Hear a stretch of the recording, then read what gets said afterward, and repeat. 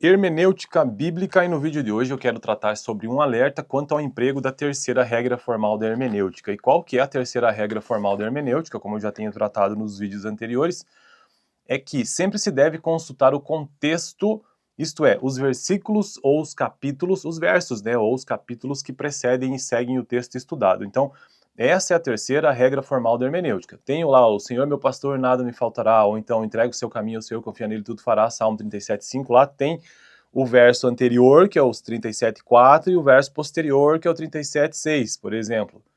E também tem o capítulo 38, que é o posterior ao capítulo 37 de Salmo, ou dos Salmos, e o capítulo 36, que é o anterior. Então, essa terceira regra formal da hermenêutica está se referindo a isso. Sempre se deve consultar o contexto, isto é, os versículos, ou os versos, ou capítulos que precedem, ou seja, anteriormente, e os que seguem aquilo que vem depois do texto estudado. Essa é a terceira regra. E aí, hoje, neste vídeo, eu quero tratar sobre um alerta quanto ao emprego dessa terceira regra formal. Por mais proveitosa que seja, devemos tomar alguns cuidados quanto ao uso da terceira regra formal da hermenêutica bíblica. O primeiro cuidado é que quanto ao aparecimento de parênteses na exposição de um pensamento. Tratando-se do contexto, às vezes o argumento ou narração é interrompido por um parêntese num período mais ou menos longo. Quando esta interrupção é curta, não vemos tanta dificuldade, porém, quando de longa duração, devem ser observados com atenção. Esta interrupção mais longa ocorre seguidamente nas cartas de Paulo. Tal interrupção é para dar uma explicação do assunto tratado. O capítulo 3º de Efésios é um exemplo de um parêntese de longa duração, iniciando no versículo ou no verso 2º do capítulo 3º, ou mesmo se prolonga durante todo o restante do capítulo, retomando o assunto somente no primeiro versículo do capítulo 4.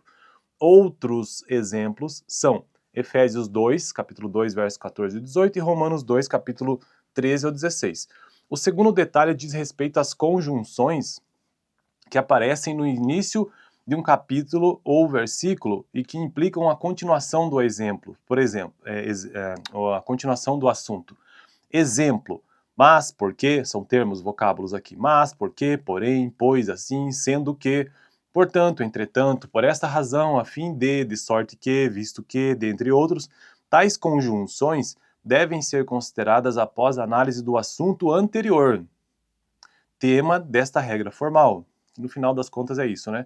Como derradeira advertência, última advertência, textos como os de Romanos, capítulos 7 e 8, 1 Coríntios, capítulo 12 e 13, Hebreus, capítulos 11 e 12, 1 ao 3º, dentre outros, são textos unidos. Isto pode influenciar na interpretação de alguns textos pelo fato de o início do capítulo seguinte não iniciar um novo assunto.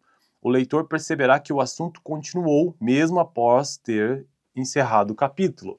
Nem sempre a divisão de capítulos e versículos respeita a progressão do pensamento ou a noção moderna de parágrafos. Aliás, essa divisão em capítulos e versículos, que é muito útil para localizar passagens, não pode ser usada para delimitar unidades de sentido, e não raras vezes leva a uma fragmentação indevida aos textos. Existem divisões de capítulos e versículos mal feitas, como é o caso de Isaías 53:1. O texto começa a rigor em Isaías 52:13, na verdade. 1 Coríntios 13:1, o texto começa em capítulo 12, verso 31b, e 1 Coríntios 14:33b, um novo assunto começa na metade do versículo. Então, ou seja, disso tudo aqui, tem que se observar esse contexto anterior e posterior, mas tem que ver se isso faz parte da mesma narrativa. Junto com a delimitação do texto, pode vir o exame dos títulos de seção, adicionados pelos editores do texto bíblico. Esses títulos podem ser adequados, como podem também induzir ao leitor a ignorar um aspecto importante da seção. Em todo caso, dão uma ideia do assunto de cada seção e, por vezes, trazem títulos sugestivos e até criativos. Bom, então, esse foi o vídeo de hoje. Sobre esse cuidado, né, da terceira regra formal da hermenêutica. E só para terminar o vídeo, qual que é a segunda regra formal da hermenêutica? Enquanto for possível, devemos tomar as palavras e trechos bíblicos no seu sentido comum e popular.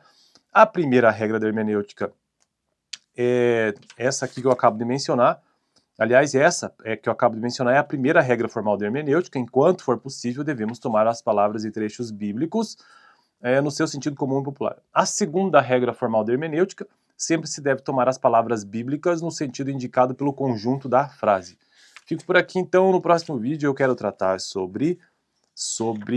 começar, na verdade, a tratar sobre a quarta e a quinta regra formal e sua aplicação. Valeu!